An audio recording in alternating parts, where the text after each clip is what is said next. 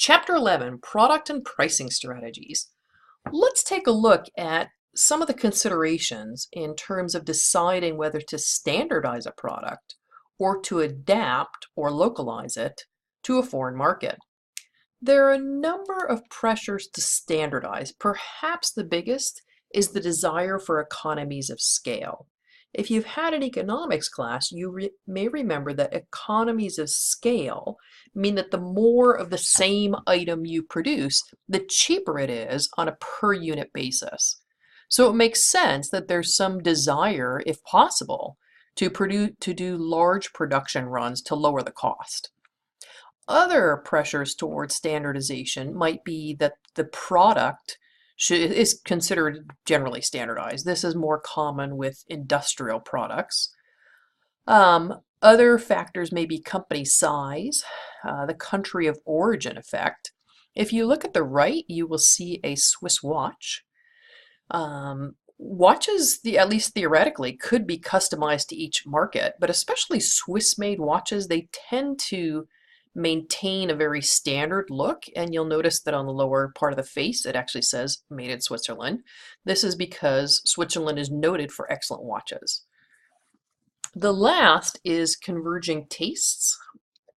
In the upper socioeconomic levels throughout the world, tastes are converging.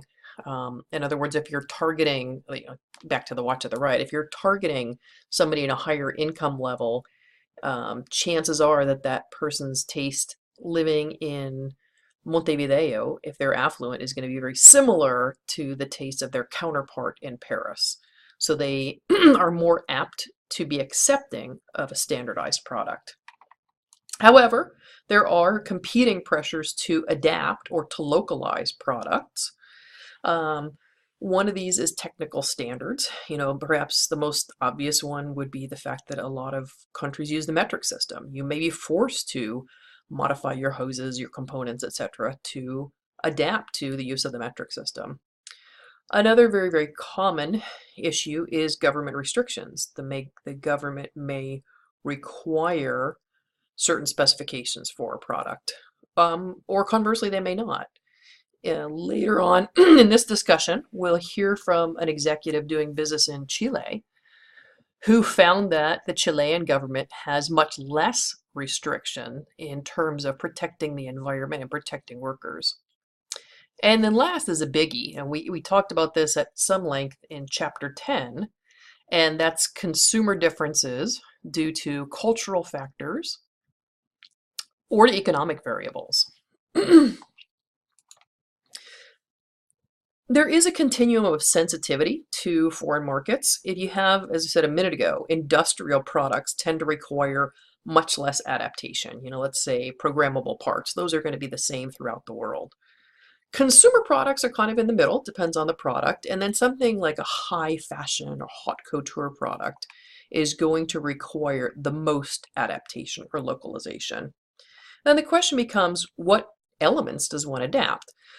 Well, here it's useful to go back to the so-called 4 Ps of the marketing mix and consider whether you will, if you do choose to adapt, whether you will adapt the product, price, place, which is basically distribution, or the promotion, which are the communication elements. Will you adapt one of those, 2 of those, or all of those? Well, it kind of depends on the product. So let's look at a couple of examples. Tide is a global company.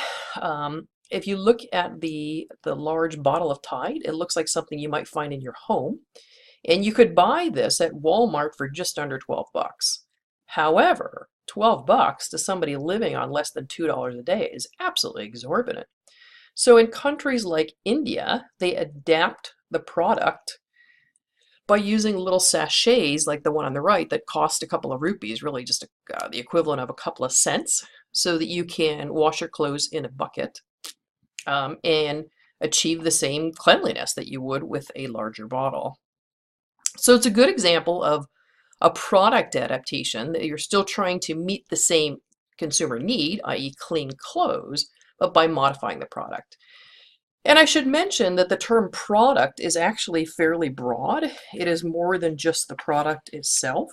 And in fact, the product, you should think about it as including the physical product, but also including things like the brand name, the packaging, any warranty, any accessories, any instructions, any after-sale service. All of those could potentially be modified. Now here's an example where the product itself is not modified. A motorcycle is a motorcycle is a motorcycle. However, in different parts of the world, the use of the product, and therefore the message about the use of the product, can be very, very different. In the United States, a motorcycle oftentimes is a means of recreation. Now, to some extent, it's a way of getting around, but a lot of it is, you look at the couple on the left, it looks like they're having a pretty good time. Conversely, the family on the right makes it very, very clear that for them, the motorcycle is the equivalent of a family station wagon. So obviously the message would, if you promoted a motorcycle in, let's say, Cambodia or Thailand, as something to just go mess around on the weekend, the message wouldn't resonate. So that clearly does need to be localized. Now, here's an example of a product, jewelry, specifically wedding jewelry, where the item itself, if you look at her necklace versus her necklace, you can see the style is quite different, so the product needs to be modified, but the message also needs to be modified. In other words, the advertising would have to be modified to be suited to the market. So over on the right, you see a screenshot that I took from a commercial that came out last year in India by Tashnik Jewelers. It caused an absolute uproar because this cute little girl that you see here is the bride's daughter, which alone can be a bit scandalous. And then she asks the groom at some point during the ceremony, "Can I call you dad now?" Making it obvious that he is not her biological father. So it makes the point that this is a good example where not only the product, but the message too would have to be modified to be successful in the foreign. All right, so let's look at some pricing considerations. Oftentimes the price will have to be modified for the foreign market, and some of the considerations are foreign exchange pressures, tariffs, freight and logistics, legal considerations, and local market conditions. So let's look at an example of the impact of foreign exchange pressures on makeup.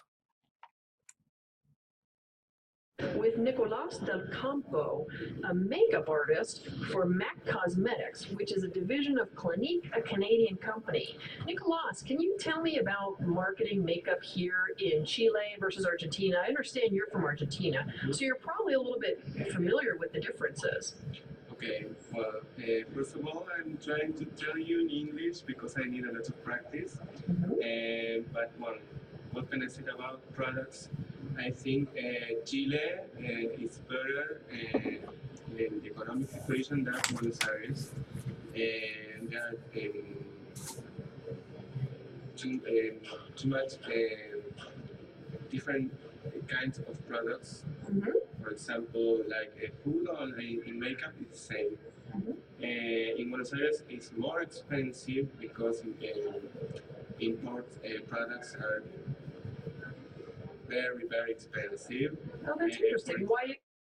I think because the dollar is, what do you say, devaluar? The peso, you mean? When the peso is very devaluado. Right. And devaluated or weak Argentina against the dollar. They put the price that results in the moment. For example, lipstick, MAC lipstick, in USA it costs about $19, and now in Buenos Aires it's about $25 or $30. Wow, that's a pretty sharp increase. To define your your color, for example, if you are in love with a lipstick, it's very difficult to look for in Buenos Aires. Oh, so have imports decreased because of this? Few products come to Buenos Aires. Next, we'll hear from a Somolfa executive working in Chile about the impact of local market conditions attempting to sell his adhesive, which is better for the environment and safer for workers, but challenging to sell in the Chilean environment because the Chilenos are so focused on price. Additional savings, these non-monetary savings or intangible savings, such as worker absenteeism, worker sickness, cleanliness, the environment. Maybe they can save on their insurance premiums because they're no longer working with a flammable component. The speed of the application, all of these issues are maybe no-brainers for some people, but in a society like Chile and an economy like Chile, which is focused just to an incredible extent on cost and price.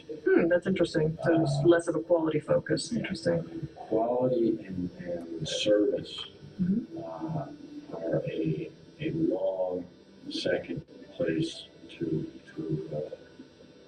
Do you see that changing in the future, or do you see any of the environmental considerations changing?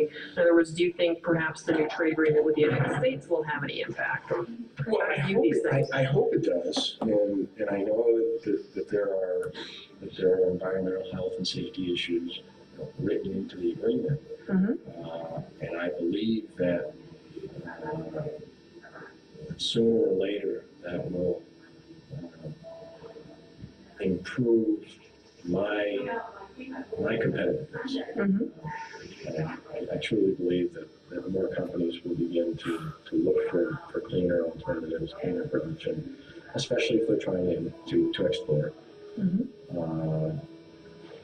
But it's a time issue. There's no guarantee how long it will take to implement those reforms and what type of opposition they will encounter. And one thing is to have it written in and into the trade agreement, but once it gets passed,